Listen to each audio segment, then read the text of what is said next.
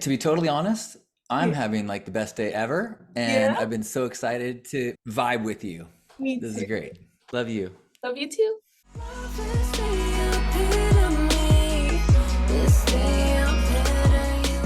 Today I'm going to be talking with John Halcyon Styn, who, where do I even begin?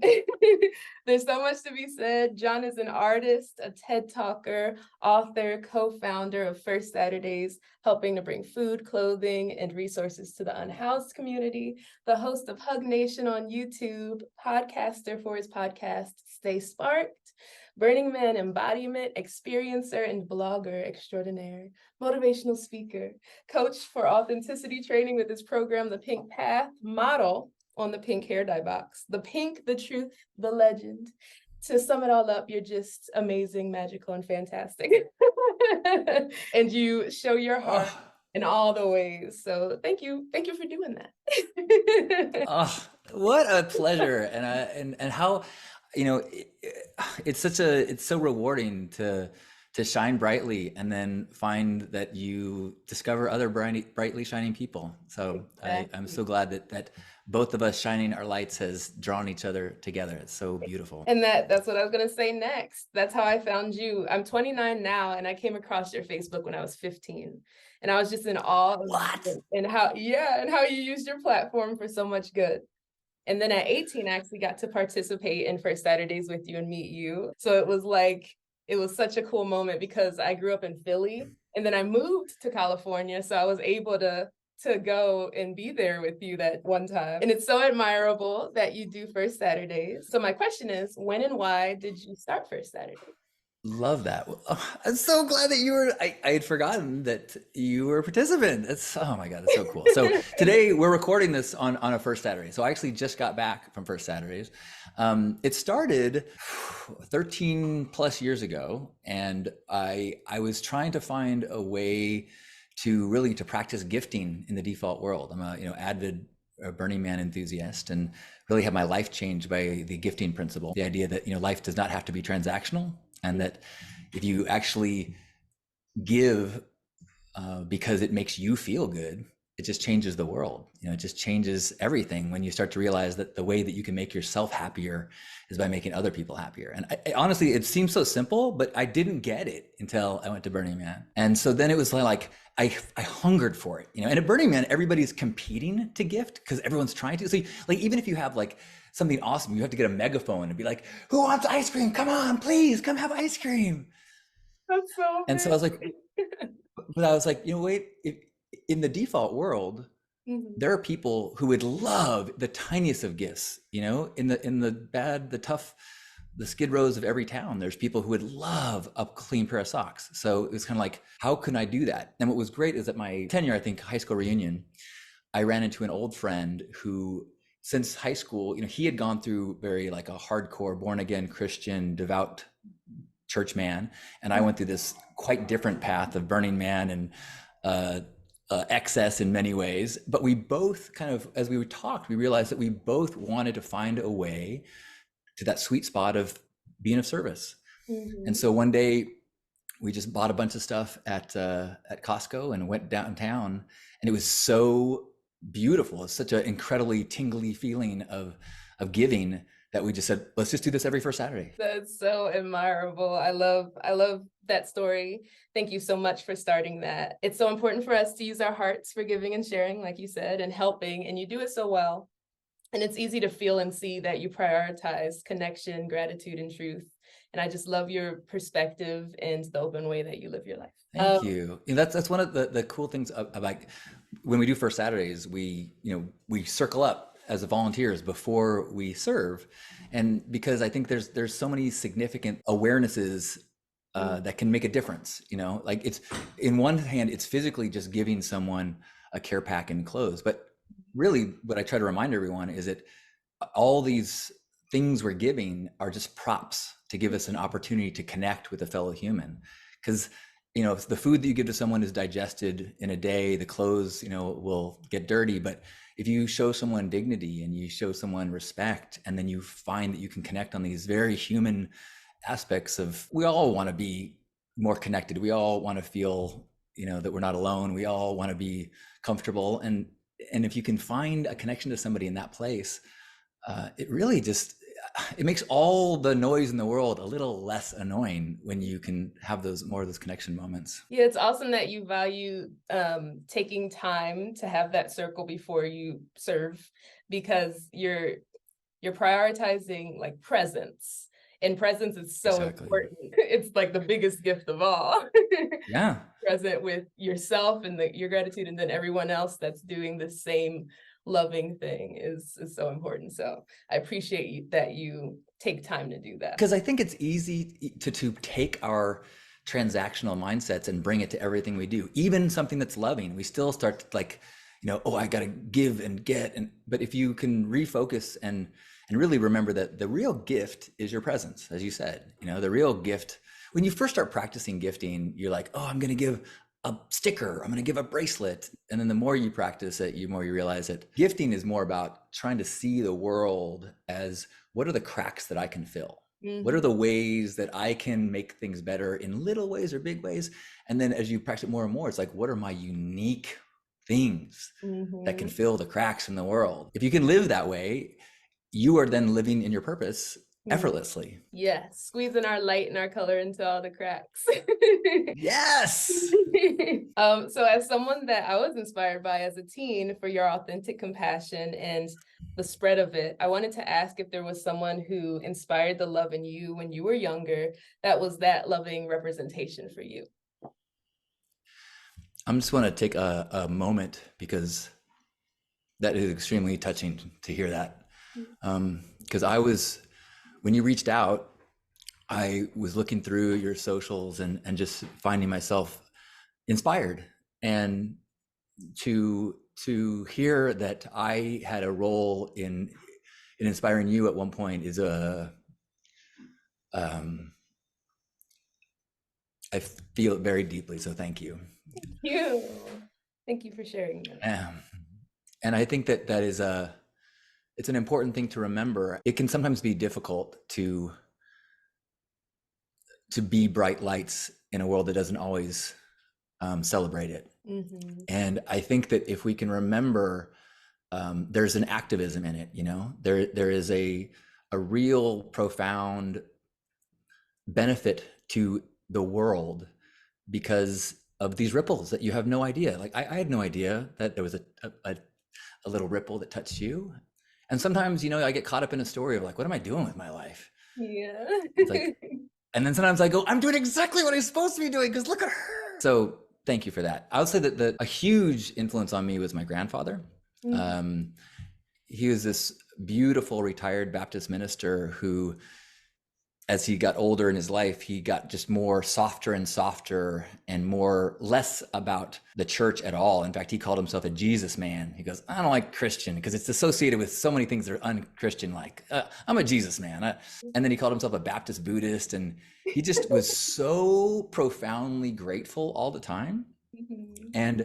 And to watch a human being, I got to spend a lot of time with him in the last 3-4 years of his life, and was part of his death process. And to watch someone go to the end of their life after living their entire life according to these values of love and service, and to see the peace that he had, I was like, whoa, like, I want that. like I see all these people chasing boats and mansions. Dude, I want what that old man has, which he didn't own anything, but he had this, like, his last words were, as he was being taken from the hospital to the car to go home to be in hospice. Mm-hmm. His last words to my mom was, isn't this exciting? I don't know what the next chapter is. That's amazing. I'm like, that.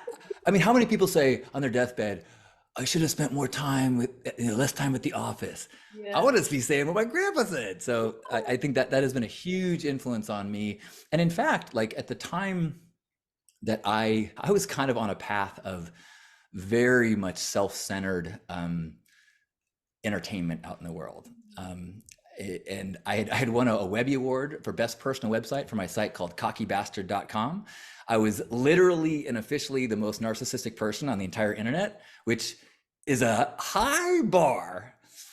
And then when I met my grandpa, or not met, but I kind of re-met him at a Yeah. point when we got to know each other, and I had this epiphany that all the tools that I'd learned about the internet, I'd learned them so I could give the microphone to him. And so Hmm. then we co-hosted Hug Nation for the last years of his life, and then when he passed, I felt this just like I have a purpose, and it's to try to share all the things I learned from him, all the Yes. gratitude, all the joy, all the celebration of life that he demonstrated. You know, he lived it, and I was like, okay, that's different than words. That is a that's a powerful thing that's a powerful ripples. It's so awesome that you had the opportunity to be able to have all of those moments with your grandpa and have them recorded for everyone. And I watched as Yeah. a teenager, Oh, so it's nice. amazing. And in the same way that you have this feeling of continuing the love legacy, I have that same connection with my father actually passed when I was 2. So I didn't Mm. really get to know him at all because I was only 2.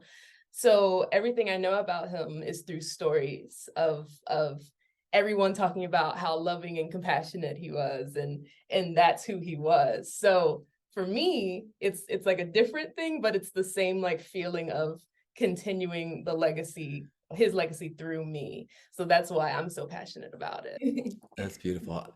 It's a real gift to kind of feel that legacy.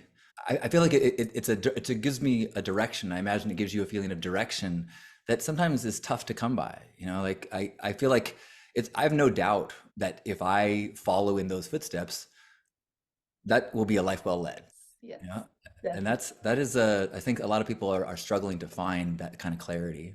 Which is why it's so good that we love out loud so that people can see that, and hopefully it sparks something within them to find their purpose, their spark within them to lead their lives in love and have someone else follow their legacy of love. Yes, amen. And because I think that there is we don't have enough examples of it, you know? Like I think that the traditional media demonstrates success in these models that are not necessarily ambassadors of love in the world. You know, Mhm. they're people who are leaders of industry and people who figured out financial models and, debt reduction. I mean, like think it's like and so we celebrate that. We don't have the role models of bright love living.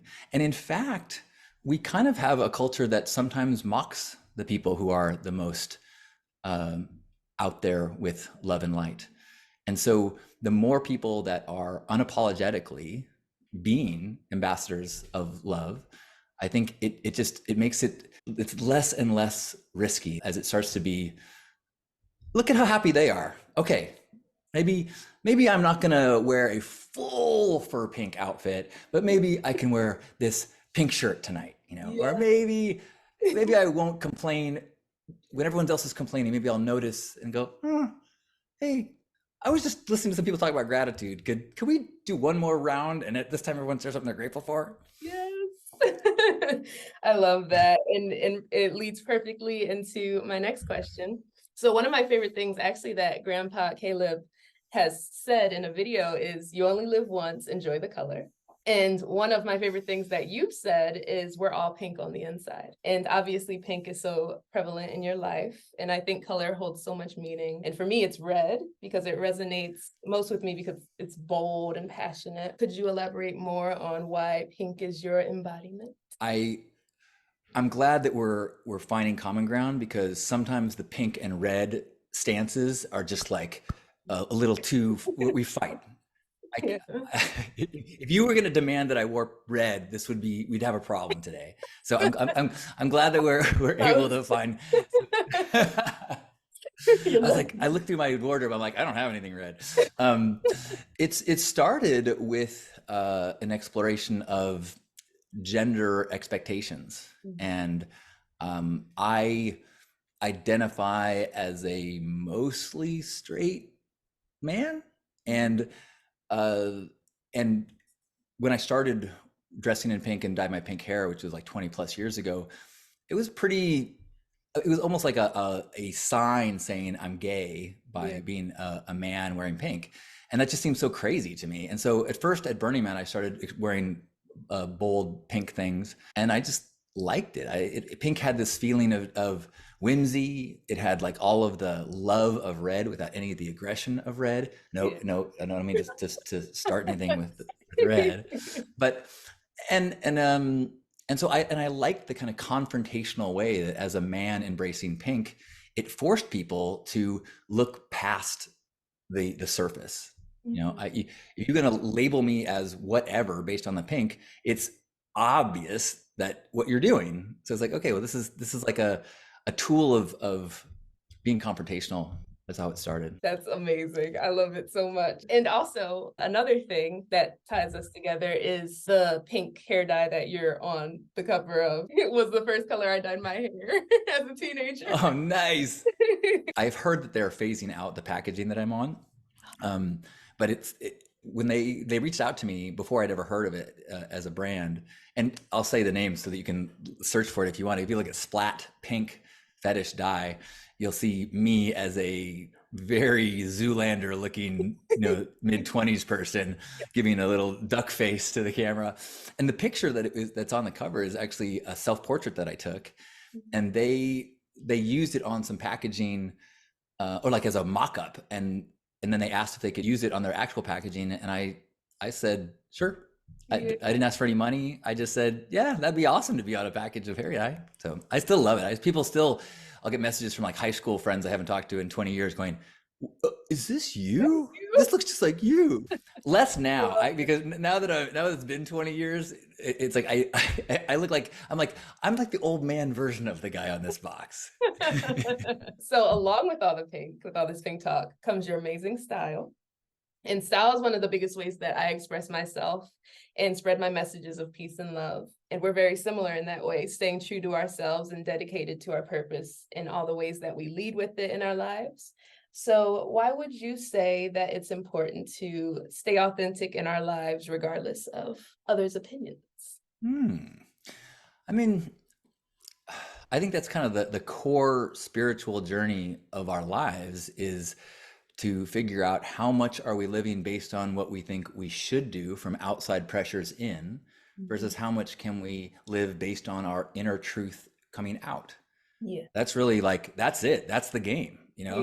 And so it's for the once you get that, the rest of your life, it's a constant inquiry. Like, wait, am I doing this because I should, or am I doing this because I am compelled or inspired to do so?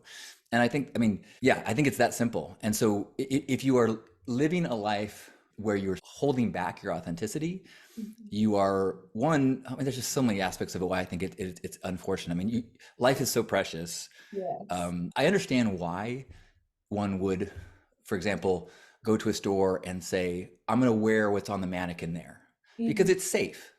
The mannequin outfit at Nordstrom's is telling you if you wear this, you will fit in, you will blend in, no one will notice anything, no one's going to tease you. This is the uniform of culture. Yeah. And so it's safe. But damn, I mean, how many years of your life do you want to live safely at the expense of the one true adventure of life, which is an authentic expression of who you really are? Yes, exactly. Honoring ourselves. We're not meant to blend in. And by honoring ourselves, not only are we, benefiting ourselves, we're, like we were talking about earlier, inspiring anyone that sees us to do the same, find that authenticity and that courage within themselves. And that doesn't mean that authentic it means bold and colorful and flamboyant. It's like sometimes people fall into the trap of like at Burning Man, there will be people who dress really wildly and they will assume that someone who's dressed conservatively isn't participating at the same level that they are, not Mhm. knowing that that conservatively dressed person just spent 9 months building some incredible sculpture as an expression of their divine creative energy.